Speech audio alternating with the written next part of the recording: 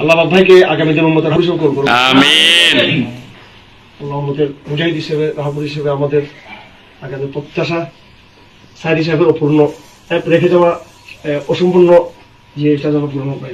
আমিন।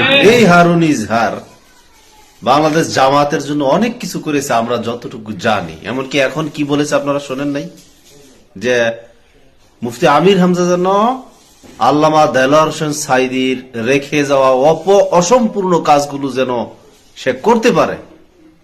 একটা সময় এই মুফতি হারুন ইজহার, মুফতি আলী হাসান ওসামা ব্যাপক পরিমাণে জামাতের প্রচার প্রসার করেছে। আজকে সামান্য একটু ত্রুটির কারণে, বা কোনো ত্রুটি নাই, উনি এমপি মন্ত্রীদেরকে কোরআন শরীফ বিতরণ করছে, এটা নিয়ে জামাতের ভাইয়েরা এই মুফতি হারুন ইজহার সাহেবকে একেবারে তুলুধুনা করে ছেড়ে দিয়েছেন। ফলে মুফতি হারুন ইজহার সাহেব আপনাদেরকে বট বাহিনী বলছেন, আপনাদেরকে ফকির বলেছেন। আমি অবাক হয়ে যাই, এটা তো উনি পরে বলছে, কিন্তু আপনারা তার পূর্বে এই মুফতি হারুন ইজহার সাহেবকে এতটাই রাফ ব্যবহার করেছেন, যা কোনোদিন এই মুফতি হারুন ইজহার সাহেব কল্পনাও করে নাই, আমরাও কল্পনা করি নাই। এটা যদি আপনাদের আসল চরিত্র হয়, এজন্য তো মুফতি হারুন ইজহার সাহেব আপনাদের চরিত্র নিয়ে কথা বলেছেন।